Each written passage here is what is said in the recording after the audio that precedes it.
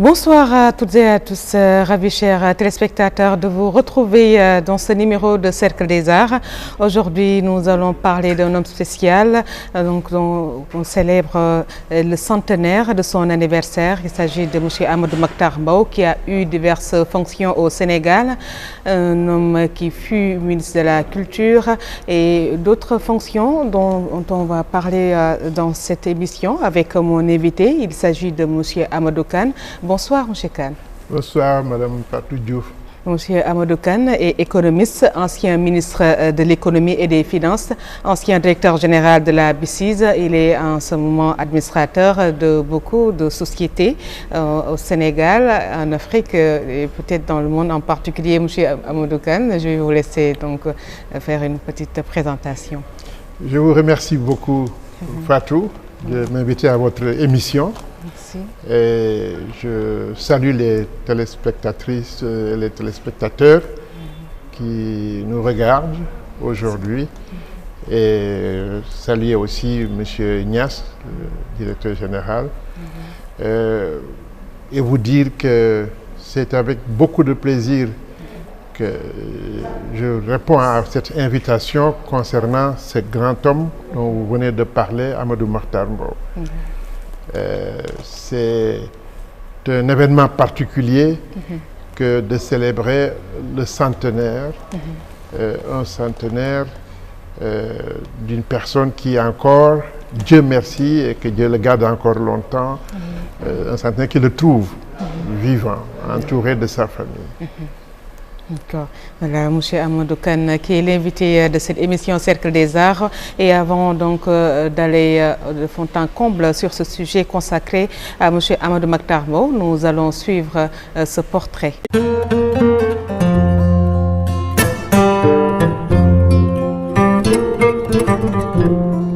Ce samedi 20 mars 2021 marque le 5e anniversaire de M. Amadou Makhtar Mbow. Né le 20 mars 1921 à Dakar, élève à Louga dans le Sahel, l'engagement et le militantisme qui ont marqué sa jeunesse l'ont conduit du monde rural au scoutisme laïque urbain et l'ont amené à prendre part à 19 ans comme volontaire à la guerre 1939-1945 dans l'armée de l'air française. Démobilisé à la fin de la guerre, il entreprend des études d'histoire et de géographie à la Sorbonne à Paris. Son militantisme estudiantin et ses écrits au sein de l'association des étudiants africains qu'il préside, puis de la Fédération des étudiants d'Afrique noire de France, dont il fut l'un des pionniers les plus convaincants et un partisan résolu de l'indépendance de son pays. Après avoir dirigé le service de l'éducation de base, il siège dès mai 1957 dans le premier gouvernement de l'autonomie interne comme ministre de l'éducation, de la culture, de la jeunesse et des sports. À l'accession du Sénégal à l'indépendance, il redevient ministre de l'éducation, puis ministre de la culture, de la jeunesse et des sports, fonctions auxquelles s'ajoute un mandat de conseiller municipal de la ville de Saint-Louis et de député à l'Assemblée nationale. Professeur d'histoire en Mauritanie et au Sénégal, il s'est efforcé d'éveiller la conscience de ses élèves à l'histoire du monde et à celle de l'Afrique en particulier. Premier directeur général noir de l'UNESCO, intellectuel et homme de culture. L'action pédagogique et scientifique qu'il a menée tant au Sénégal qu'à l'UNESCO, ses écrits engagés notamment sur la renaissance scientifique de l'Afrique et la nécessité solidarité des nations feront date dans l'histoire. Amadou Makhtar Mbow est l'un des illustres fils du Sénégal. Ses qualités intellectuelles et morales, tout comme son charisme international, en font un homme universel. En présidant les assises nationales du Sénégal, le professeur Mbow nous a encore montré la voie. Pour rendre hommage à ce trésor humain vivant, cet éducateur émérite, grand-fils du Sénégal et de l'Afrique, doublé du militant infatigable des causes de justice, de démocratie, d'égalité et de solidarité entre les peuples, le comité de la célébration du centenaire organise plusieurs événements.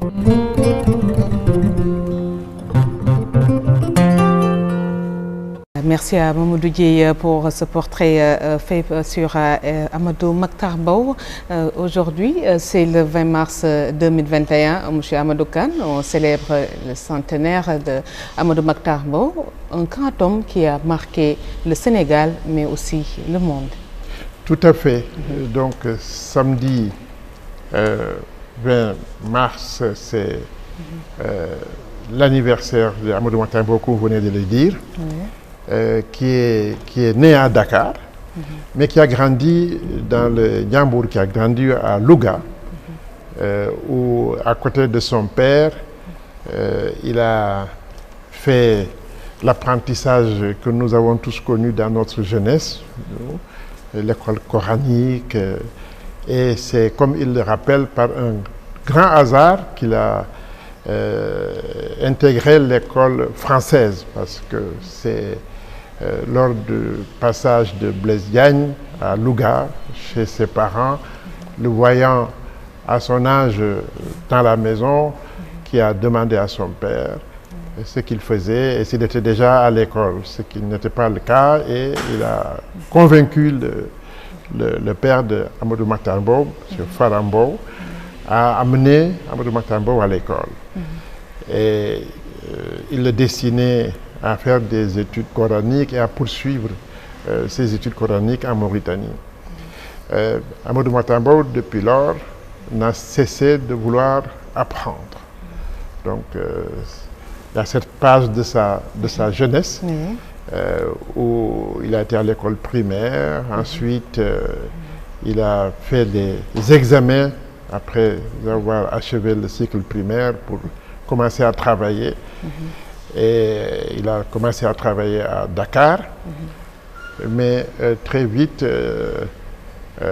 comme c'est quelqu'un qui d'abord était respectueux, parmi les valeurs, il était très respectueux des décisions de ses parents. Il a toujours suivi ce que son père souhaitait, mais en discutant avec lui, et quelquefois il est arrivé à le convaincre, notamment quand il fallait s'engager. Il a fait la guerre très vite, la Deuxième Guerre mondiale, donc comme engagé volontaire.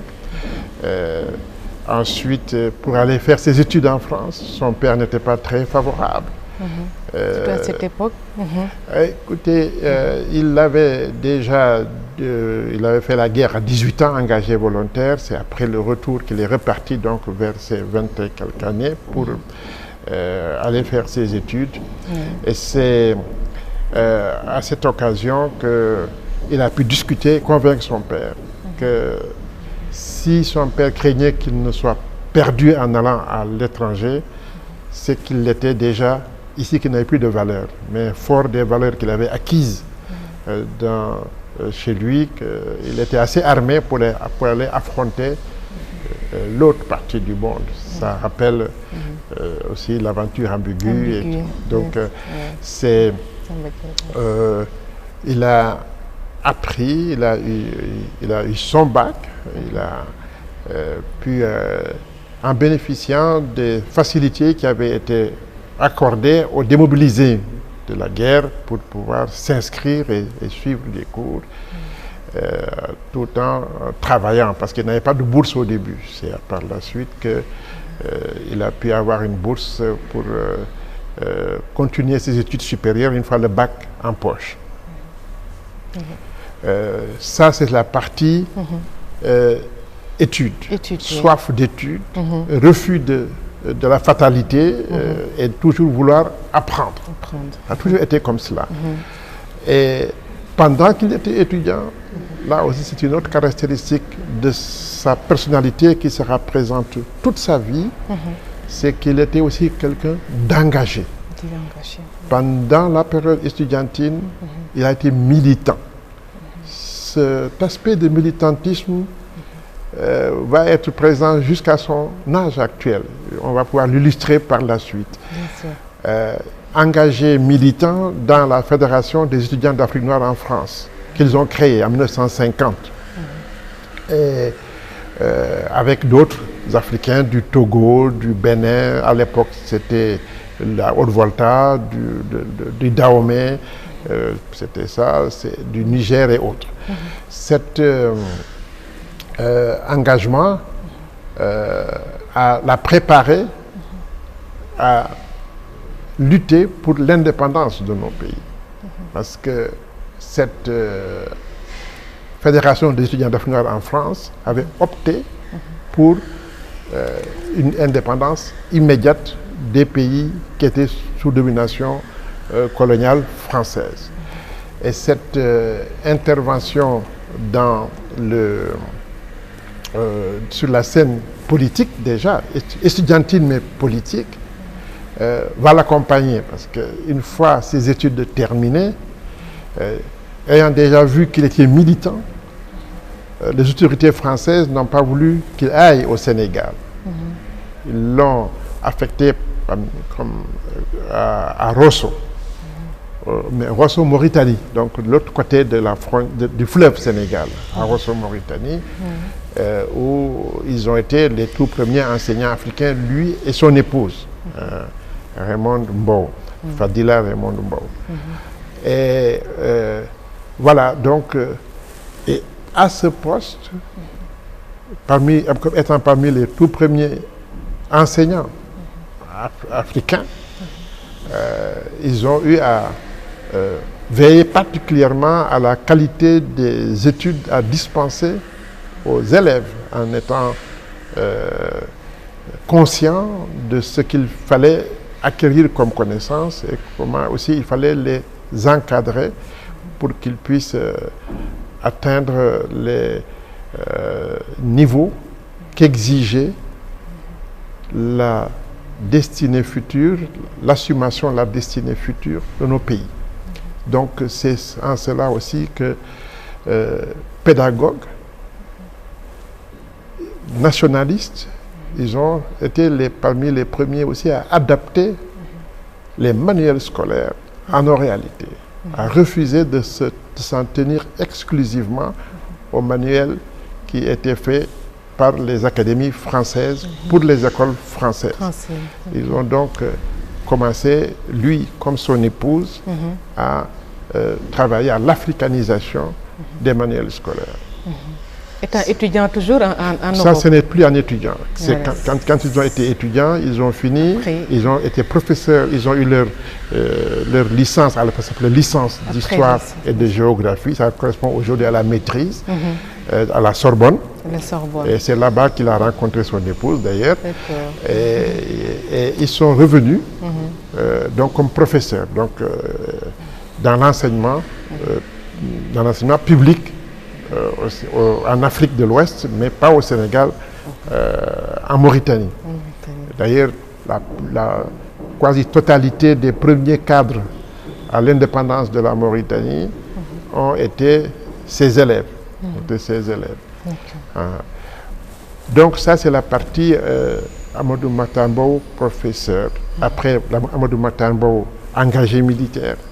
Après Amadou Mahtar Mbow, militant de la Fédération des étudiants d'Afrique noire en France, étudiant à la Sorbonne en géographie et en histoire, parce que c'était les deux avec dominante géographie, ce que les gens ne savent pas toujours, et son épouse dominante histoire,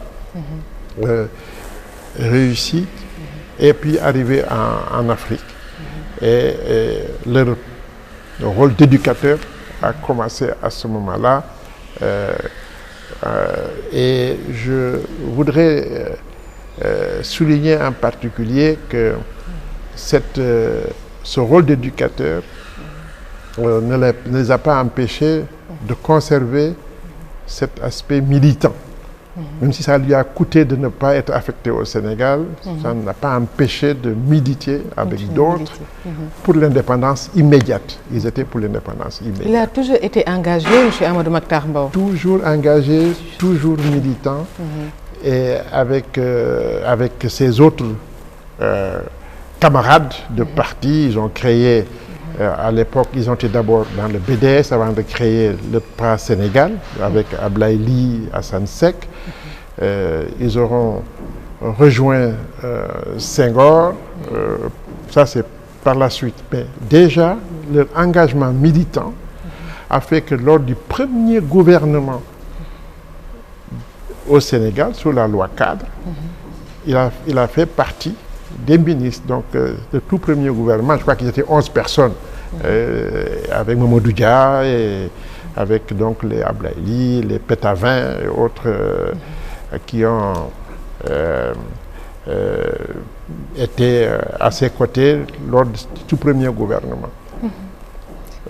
Donc militants, engagés pour la cause nationale, pédagogues, engagés dans l'africanisation des manuels scolaires. C'est une constante de sa vie, engagé. Alors, après aussi, avec des convictions. C'est un homme de convictions. Ce qui a fait que, quand il a vu que les gens n'allaient pas voter pour le oui à l'indépendance, pour l'indépendance immédiate, il a quitté les gens. Bon, donc, il est redevenu professeur. C'est comme ça qu'il a été maintenant enseignant à Saint-Louis, donc à Blanchot. Donc, Paris. Donc d'ailleurs, les Blanchotins sont associés, les Blanchotins qui regroupent les anciens de Blanchot, après devenus fédéraux, participent à la célébration de ce centenaire, parce qu'ils sont restés extrêmement attachés à Abdou Mahtar Mbow, parce que c'était les tout premiers professeurs africains et dont ils étaient très fiers, qu'ils admiraient tant pour leur vertu pédagogique que pour leur comportement et le fait qu'ils étaient totalement dédiés à la cause nationale. Il était enseignant en France donc, et après il fut ministre de l'Éducation de 1966 à 1968. Oui, ça c'est quand ils sont revenus par la suite, parce que il y a eu une période, donc après le premier gouvernement de la loi cadre, et puis leur position pour l'indépendance immédiate, ils ont quitté. Il a été enseignant. Et ils ont créé leur parti avec Hassan Sek et Ablaïli et d'autres compagnons à eux. Et je crois qu'il y a eu un rapprochement avec le président Senghor. Et ce rapprochement les a conduits à réintégrer le gouvernement où il avait son poste, comme vous l'avez rappelé. M. Ly Ablaïli est le sien, Hassan Sek le sien, etc. Donc, ministre de l'Éducation nationale. Et à l'époque, l'éducation, c'était aussi l'enseignement supérieur. Et, il a été dans ce gouvernement, il a occupé aussi un autre poste qui était le poste de la jeunesse et des sports, après les événements de mai 68, qui ont marqué aussi une césure importante et puis une rupture dans le processus politique au Sénégal. Et, des personnalités comme les Ablaye Bathily, les Dansokho, qui étaient des jeunes étudiants à l'époque, témoignent du comportement courageux qui était le sien, lui, ministre de l'Éducation nationale à cette période-là, et sa compréhension des aspirations des jeunes. Bon, et cette période aussi est une période passionnante pour lui, et il en parle toujours avec beaucoup d'attention, parce que ça l'a mené à analyser, comprendre, et essayer de trouver des solutions aux préoccupations des jeunes. Des jeunes, communauté. Et durant 2 ans, il fut ministre de la Culture au Sénégal de 1968 à 1970. C'est ça. Alors, ministre de la Culture, c'est une période aussi qui va correspondre à des avancées qu'il va faire et à valoriser le patrimoine culturel national, apporter des réformes au niveau du ministère, renforcer des structures comme la manufacture des tapisseries de Thiès, et puis aider de façon plus générale l'ensemble des secteurs touchés par la culture, que ce soit l'art, la chanson et autres, aller de l'avant. À ce titre, j'ai toujours été frappé, parce qu'après tout ça, le prépare à l'UNESCO. L'éducation, la culture, ça le prépare à l'UNESCO. À l'UNESCO, bien sûr. Et déjà à cette époque, il a été escalité, nommé membre du conseil exécutif de l'UNESCO. C'était pas encore le directeur général, mais il était membre du conseil déjà, exécutif. avant d'être directeur général. Avant d'être directeur général. Et à l'époque, on prenait des personnes du fait de leur qualité intrinsèque, et non pas parce qu'ils étaient proposés par un gouvernement. Ils faisaient l'objet d'une sélection, et c'était les gens qui donnaient les orientations au niveau de l'UNESCO, et qui étaient écoutés par l'Assemblée générale de l'UNESCO. Il s'y est distingué par la qualité de ses propositions, ce qui a fait que le directeur général de l'UNESCO, René Maheu, a demandé à ce qu'il vienne comme directeur général adjoint. Donc sa première position, son premier poste à l'UNESCO, outre qu'il fut pendant quelques années membre du comité exécutif, ça a été d'être directeur général adjoint à l'UNESCO. Et c'est à ce titre qu'il a eu à prendre en charge beaucoup de dossiers. Il a commencé des dossiers sur les problèmes d'environnement, sur les problèmes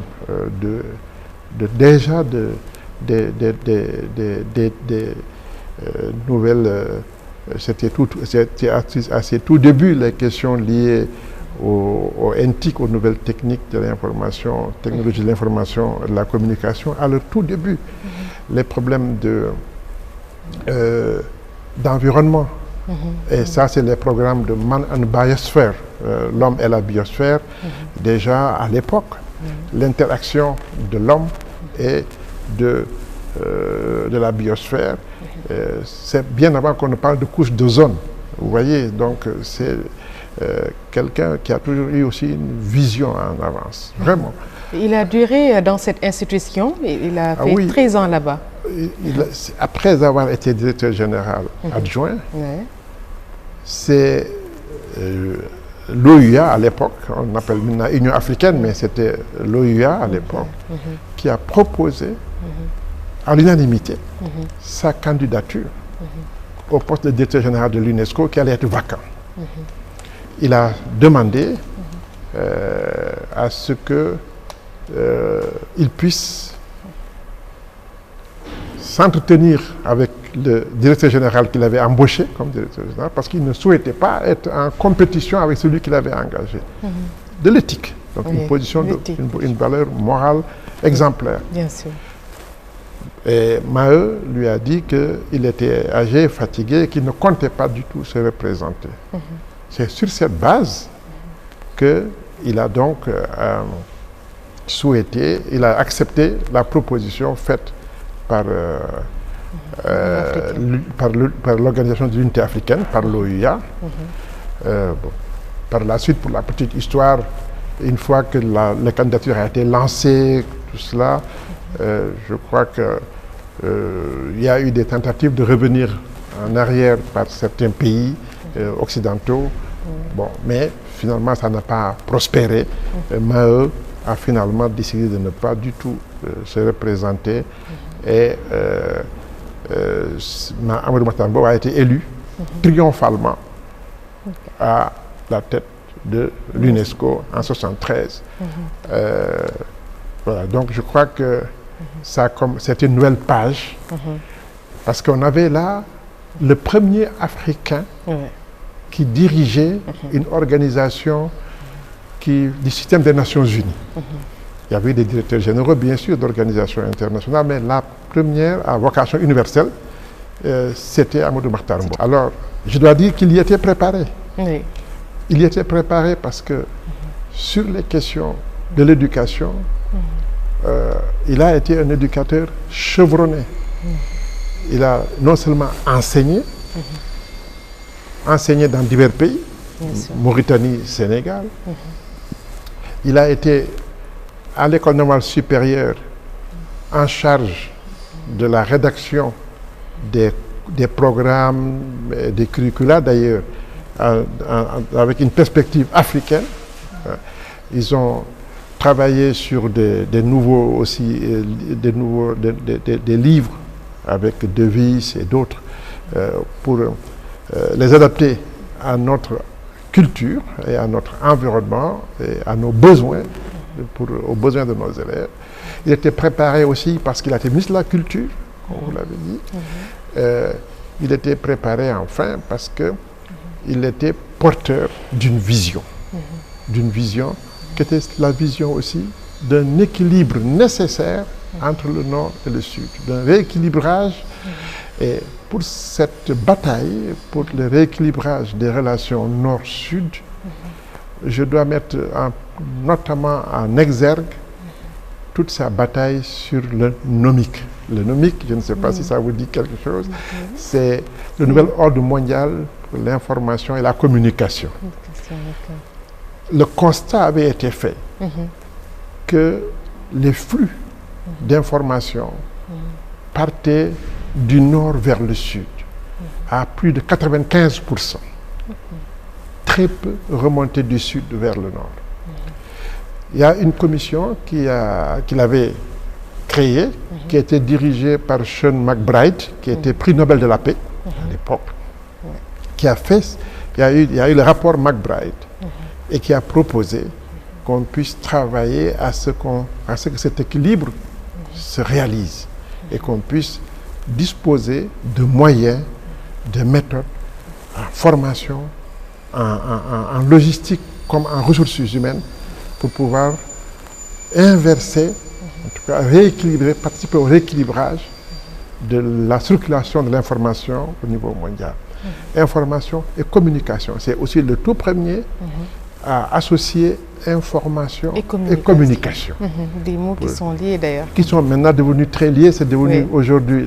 Mais à l'époque du nomique, nouvel ordre mondial de l'information et de la communication, c'était une première qui a été combattue par certains grands pays. Je citerai les États-Unis, parce que les États-Unis ont même démissionné, ont même quitté l'UNESCO, pensant pouvoir faire plier Amadou Mahtar Mbow. Mais il était soutenu par toute cette vague du Sud et par la justesse de la cause qu'il défendait. Je dois d'ailleurs vous dire que ce qu'il a dit sur cette question de déséquilibre, ça s'est vérifié. Si vous vous souvenez que à un moment donné, on a estimé, les États-Unis ont estimé que en Irak, il y avait des armes de destruction massive. Et cette information a été martelée dans le monde entier jusqu'à ce que tout le monde puisse, enfin tout le monde, énormément de personnes sur notre planète en soient convaincues. Et ça a légitimé les frappes américaines contre l'Irak. Et aujourd'hui, on en tire encore les conséquences désastreuses, des décennies après. Tout cela parce que la machine d'information s'est déployée et a convaincu de façon fallacieuse, excusez-moi d'utiliser des termes un peu forts, le monde d'existence d'armes qui n'étaient que fictives. Et cela a créé ce problème. Ça n'a pas aussi été étranger à ce qui s'est passé en Libye, dont nous, pays du Sahel, continuons de souffrir avec la destruction qui s'est passée là-bas. C'est dans d'autres contextes, notre format, mais c'est la même chose.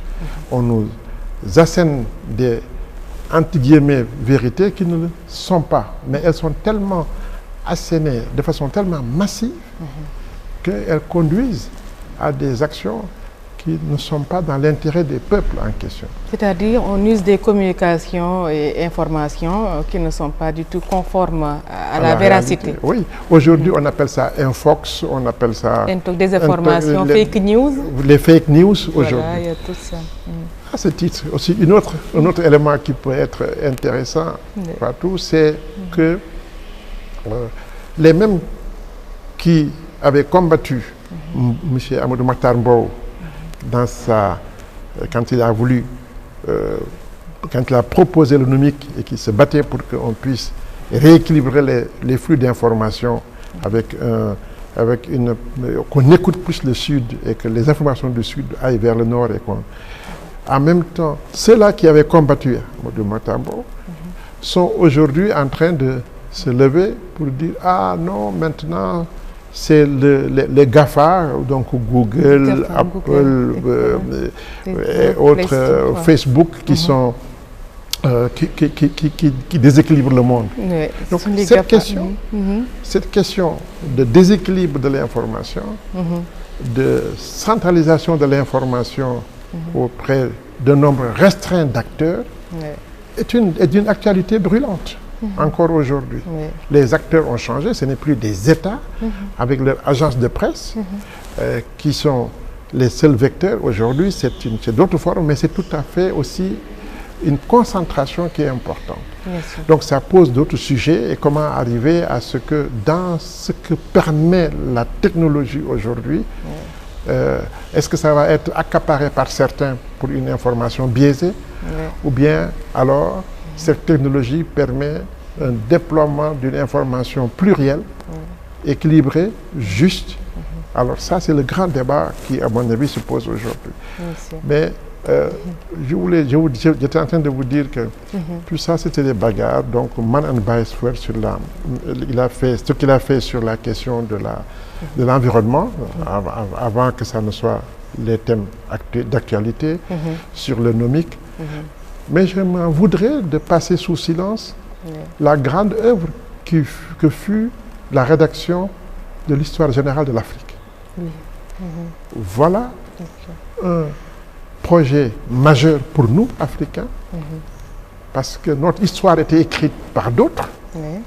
Et la première fois que nous avons pu avoir l'opportunité de réunir nos savants, nos grands historiens et les gens de toutes les disciplines, c'était grâce à lui, grâce à Amadou Mahtar Mbow, à l'UNESCO, où nous avons été parmi les personnes qui ont participé à cela. Nous avons notre regretté Iba Der Thiam, mais on a le Phil Obenga, la participation des personnalités comme Cheikh Anta Diop, etc., dans les toutes premières commissions qui ont existé.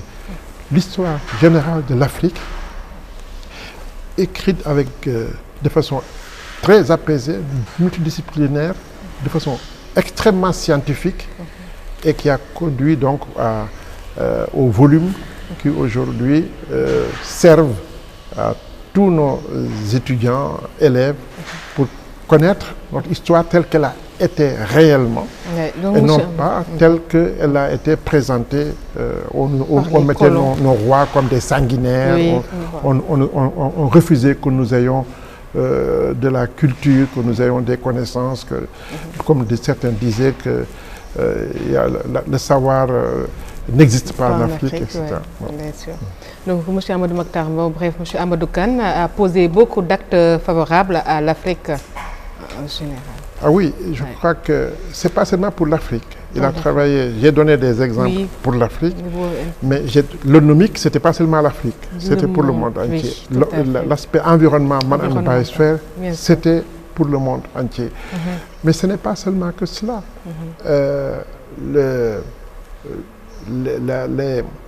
Quand j'ai parlé d'éthique, les normes, les nouveaux cursus scientifiques aussi ont été travaillés au niveau de l'UNESCO pour après être proposés au reste du monde. Vous avez parlé de l'Afrique, je voudrais aussi parler d'une chose que je sais être qui a été une de ses grandes préoccupations quand il dirigeait l'UNESCO, c'est les droits de l'homme. Les droits de l'homme. Je le vois encore se battre. J'étais là pour des raisons de proximité, pour qu'on puisse libérer des fonctionnaires de l'UNESCO qui étaient en Roumanie, à l'époque où le président de la Roumanie s'appelait Ceausescu. C'était très dur. Il n'a pas du tout accepté de transiger. Des personnalités en Amérique latine, au Chili, au Venezuela, sous la période des dictatures, ont dû leur vie sauve à son implication personnelle, lui, et quelquefois utilisant ses amitiés qu'il avait avec le pape. Alors donc, c'est quelqu'un qui était un Africain assumé, fier d'être, mais qui, comme il disait, était citoyen du monde et qui donc menait ses batailles, pas seulement pour l'Afrique, en Afrique certes, mais aussi dans le reste du monde. Oui, tous les bienfaits qu'il a eu à faire durant son magistère dans cette institution dénommée l'UNESCO lui a valu beaucoup de distinctions et de décorations. On peut en citer beaucoup. Ah oui, voilà, il y a l'université de Sherbrooke, Canada, voilà, il y a beaucoup d'universités d'Uppsala, Suède, beaucoup de distinctions qui ont été remises. Voilà, donc ce qui prouve encore une fois l'itinéraire très riche de M. Amadou Mahtar Mbow. Tout à fait, vous avez raison de citer cette distinction. Il en a plus d'une centaine. Alors, entre les distinctions comme les médailles que les divers pays lui remettaient.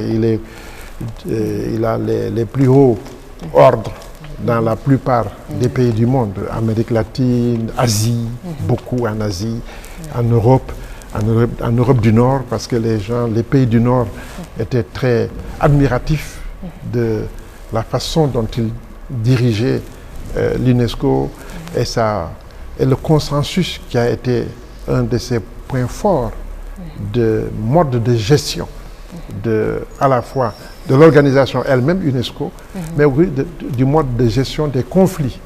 Le consensus qu'il a tiré des discussions sous l'arbre à palabres de l'histoire africaine. Quand les choses sont compliquées, on crée une discussion entre des personnes sages qui approfondissent le sujet et puis après viennent les partager avec le reste pour arriver à des consensus forts.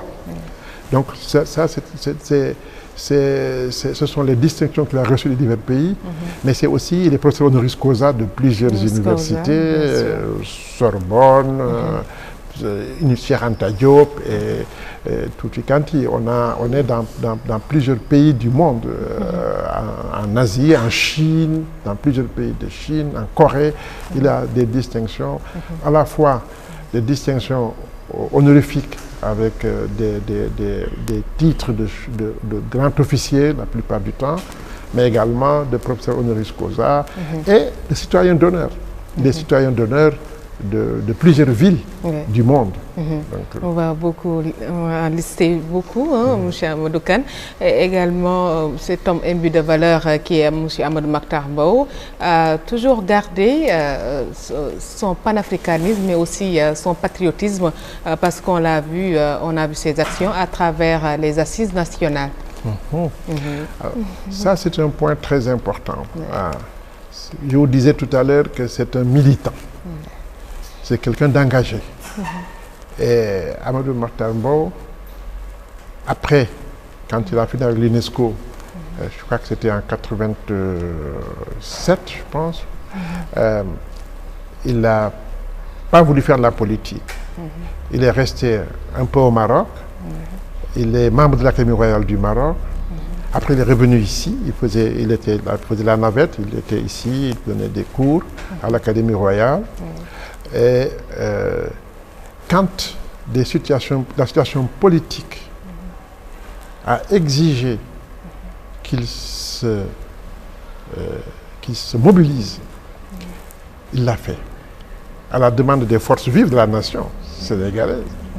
Il a accepté, il devait avoir 85 ans, à diriger les assises nationales, qui ont été un moment extrêmement fort dans l'évolution démocratique de notre pays. Et là encore, le consensus a marché. On avait des forces politiques, des forces sociales là, qui étaient totalement différentes. Comment arriver à les faire s'entendre sur un programme, sur un diagnostic et un programme de redressement national, ce n'était pas évident. Il a fallu son expertise, son expérience, sa capacité d'arriver à des consensus pour que des personnalités différentes, des partis politiques ayant des idéologies différentes, arrivent à s'entendre sur l'essentiel, et que cette entente, il a tenu. Et encore, moi, je ne pensais pas que ça marcherait, mais il a tenu à ce que ça soit expliqué, vulgarisé au niveau de l'ensemble des départements du Sénégal, pour que ce ne soit pas seulement le fruit de conclaves d'intellectuels ou de politiciens à Dakar. Il a fallu qu'il y ait l'onction entre guillemets populaire. Ça n'était pas un vote, ce n'était pas un référendum, mais cela a été une exigence de sa part que partout au Sénégal, que les conclusions des assises soient adoptées. C'est pour ça qu'il y a eu un consensus fort et que les forces vives de notre pays aient adhéré à cela. moo tax ñuy wax tamit mag baax na ci réew, parce que il a été un sage, et cette sagesse a été utilisée à bon escient. Bien sûr. Ça, et par la suite, vous le savez, à 92 ans, il n'y a pas longtemps, le président Macky Sall lui a confié la direction de la CNRI, donc du Conseil national ou de la Commission nationale de réforme des institutions, la CNRI, dont il a eu à présider les travaux et à donner au président de la République les conclusions. Bien sûr. Alors, donc, engagé jusqu'à plus de 92 ans, Dieu merci. Il ne cesse d'ailleurs de remercier le bon Dieu en disant, lui a donné l'âge et la santé de pouvoir faire cet engagement militant. Voilà. Nous prions pour lui. On prie pour lui. Voilà. Je pense aussi, vous avez parlé de culture, je voudrais aussi indiquer comment il aimait des gens comme Samba Diabaré Samb. Une des dernières sorties qu'il a eu à faire, c'est Samba Diabaré Samb. Il a assisté à des éloges qui ont été donnés pour Samba Diabaré Samb au théâtre Daniel Sorano.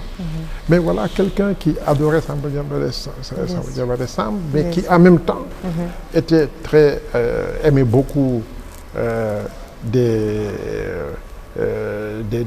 grands comme Yehudi Menuhin, qui était un grand violonciste, qui était de ses amis, le vieux chanteur et choriste malien, Sissoko, mais c'est aussi quelqu'un qui a beaucoup de tableaux et qui connaissait bien Papy Bretal, mais en même temps Gluzonov, qui était un grand portraitiste russe, le peintre Ben. Donc c'est quelqu'un de Khalidou Kassé, c'est quelqu'un qui, sur ce plan aussi de culture, parce que je vois des tableaux ici, et c'est ça qui me fait penser à ça. C'est un homme cultivé. Très cultivé, très cultivé. Youssou Ndour me disait des relations qu'il a avec lui, mais c'est aussi, on voyait aussi, c'est les relations et l'affection que lui portait une cantatrice comme Barbara Hendricks. Donc, c'est quelqu'un d'extraordinairement ouvert au monde, très ancré dans sa culture sénégalaise, africaine, et très ouvert au monde. Senghor disait poreux au vent fécondant ou fécond de l'Occident, mais il est de l'Occident et de l'Orient. Mais il était avant tout africain, mais extrêmement homme du monde. C'est quelqu'un qui a aussi un message toujours à la jeunesse. Il dit toujours que lui, sa vie a été une vie au service. Il a toujours au service de ses devoirs. Mais il a aussi montré aux jeunes qu'il faut qu'on acquiert le savoir par l'apprentissage et ne pas lâcher. Il faut oser aussi surmonter les écueils, et je crois que c'est un message qu'il a lancé et qu'il a encore lancé récemment. Voilà. En tout cas, un grand merci à vous de nous avoir gratifié votre présence dans ce plateau de Cercle des Arts. Merci beaucoup. Merci bien. Voilà, un grand merci à monsieur Amadou Kane, économiste, ancien ministre de l'économie et des finances et ancien directeur général de la BICIS, administrateur également de beaucoup de sociétés. Un grand merci à lui et un grand merci également à toute l'équipe qui m'a accompagné. Merci à Jacques-Gabriel Préra, merci à lui, merci à Baba Carlo, merci à Keba, merci à Barak Mbaye pour le montage de cette émission. On se donne rendez-vous, Inch'Allah, pour un autre numéro de Cercle des Arts. Très bonne soirée et bien de choses.